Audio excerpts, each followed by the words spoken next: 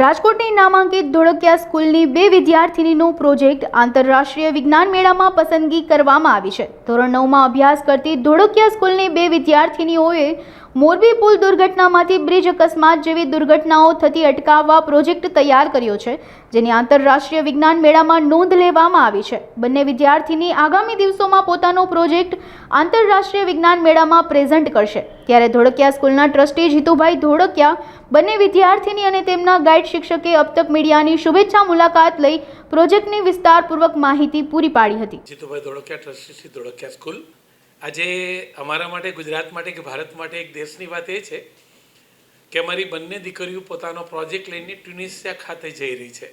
પ્રોજેક્ટની ડિટેલ્સ તો બધી દીકરીઓ આપને બહુ ડીપમાં આપશે, પણ ગૌરવની વાત એ છે કે જ્યારે ભારત એક વિકાસના પંથે છે, ટેકનોલોજીમાં ખૂબ જ્યારે આગળ નીકળી રહ્યું છે, ત્યારે આ દીકરીઓનો પ્રોજેક્ટ પણ એને જ કંઈક રિલેટેડ છે। પ્રોજેક્ટ જે છે એ મોરબીની જે પુલની દુર્ઘટનાઓ બનીને આવી દુર્ઘટનાઓ ભારત લેવલે ફરીવાર ન સર્જાય, ન બને અથવા એને મિનિમાઇઝ કરવા માટેનો આ પ્રોજેક્ટ છે।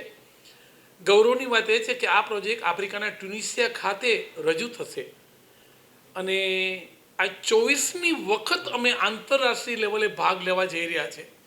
ભારતની એક જ માત્ર સ્કૂલ કે જે વિજ્ઞાન ક્ષેત્રે, એજ્યુકેશનમાં ને દરેક વખતે બધા ક્ષેત્રે તો ખૂબ એમનો સિદ્ધિને નંબર હોય, પણ વિજ્ઞાન ક્ષેત્રે પણ અમે ખૂબ જ મોટી સિદ્ધિઓ હાંસલ કરવા જઈ રહી છે।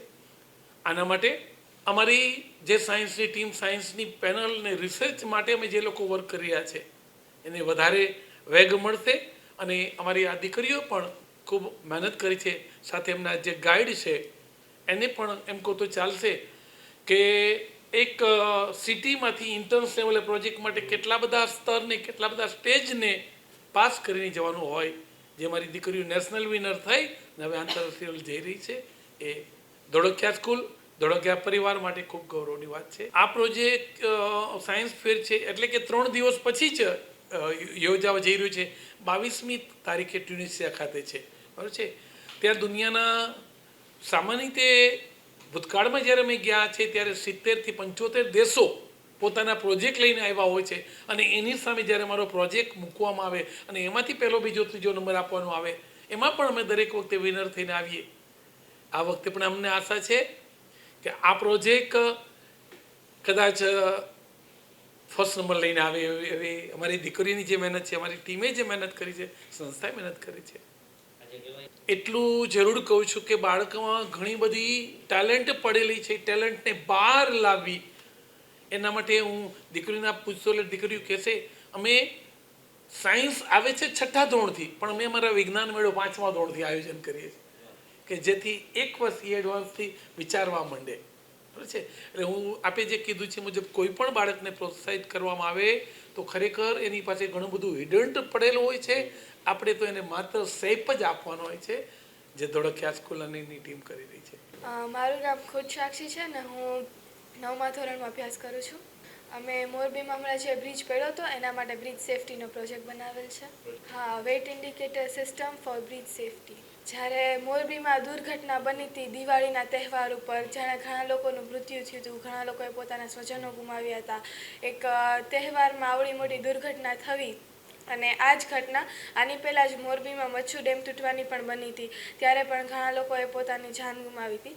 તો તેના ઉપરથી અમને ઇન્સ્પિરેશન મળે કે આપણે આના માટે કંઈક સેફટી સિસ્ટમ ગોઠવીએ।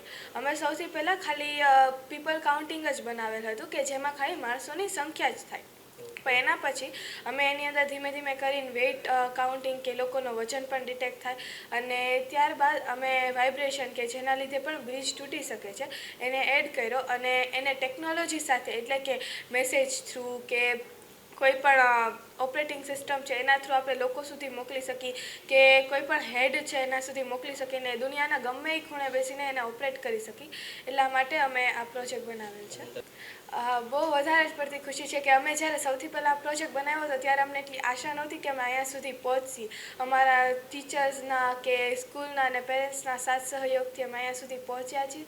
તો અમને બહુ ખુશી છે ને અમને પણ એમ છે કે એ લોકોએ અમને સપોર્ટ કર્યો કે અમે અહીંયા સુધી પહોંચ્યા. મારું નામ સુજિત્રા ધ્વની છે. હું ધોરણ 9માં માતુશ્રી એલજી ધોળકિયા શાળામાં અભ્યાસ કરું છું. નોર્મલી જે બ્રિજ છે એની અમે ડિઝાઇનમાં ચેન્જ નથી કરેલો. અમારે જે આ પ્રોજેક્ટ બનાવેલો છે તે આ મોરબીની દુર્ઘટનાને ધ્યાનમાં રાખીને બનાવેલ છે. આ જે રેગ્યુલર બ્રિજ છે તેની ડિઝાઇનમાં પણ કંઈ ફેરફાર નથી કરેલ, પણ તેમાં વધારે ઇમ્પ્રુવમેન્ટ કરેલ છે. તેમાં અમે લોડ સેલનો યુઝ કરેલ છે, વાઇબ્રેશન ચિપ અને એક એવી આઈઆર સેન્સર છે જે વ્યક્તિને ડિટેક્ટ કરે. લોડ સેલમાં જ્યારે કોઈ બ્રિજની અંદર એન્ટર થશે તો ત્યારે તે લોડ સેલ થ્રુ ડિટેક્ટ થશે કે જેનાથી આપણે બ્રિજની અંદર વ્યક્તિઓનો કેટલો લોડ છે તે જોઈ શકીએ. વાઇબ્રેશન ચિપ જેમ કે બ્રિજની અંદર કોઈ જમ્પ કરે છે, નાના બાળકો છે તો તોફાન કરવાના જ છે, તો તેના કારણે જે જમ્પ થાય તો તેને પણ એ ડિટેક્ટ કરશે. અને જો તે જમ્પ કે વાઇબ્રેશનો એક લિમિટથી વધી જશે તો તેની એન્ટ્રી છે તે રોકવામાં આવશે. આ બ્રિજની એક એવી ખાસિયત છે કે તમે તેને ગમે ત્યાં બેસીને ઓપરેટ કરી શકો. આમાં કોઈ વ્યક્તિને ત્યાં પર્ટિક્યુલર રાખવામાં નથી આવતા.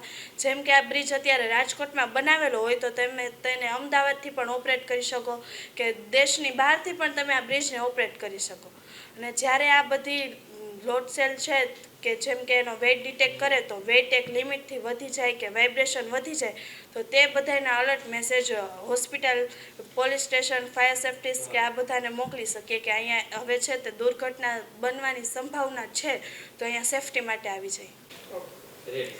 મારું નામ આકાશભાઈ કચ્છી છે. હું ધોળકિયા સ્કૂલમાં એઝ અ ગાઈડ ટીચર તરીકે વર્ક કરું છું. જો જે તો સિવિલ એન્જિનિયર જે હાઈ લેવલ સુધીનો વર્ક પ્રોજેક્ટ છે, પણ આ એજમાં આટલું વર્ક કરવું સારી વસ્તુ છે. એ લોકોને કોઈ બી ગાઈડન્સની જરૂર હોય તો સ્કૂલ સપોર્ટ તરફથી પૂરેપૂરો એમને સપોર્ટ આપે. જૂન મહિનાથી અમારા સાયન્સ ફેરની શરૂઆત થઈ છે. સ્કૂલ લેવલ સાયન્સ ફેર, પછી inter school science fair, district level, national level. જૂન મહિનાથી આના પર વર્ક સ્ટાર્ટ છે. પહેલાં તો દુર્ઘટના વિશે એમને ઇન્ફોર્મેશન હતી આપણને કે આ રીતે દુર્ઘટના બની છે. એટલે એ લોકો ક્લાસમાં ડિસ્કશન કરતા હોય કે આ દુર્ઘટના બની તો આને રોકવા માટે આપણે શું કરી શકીએ.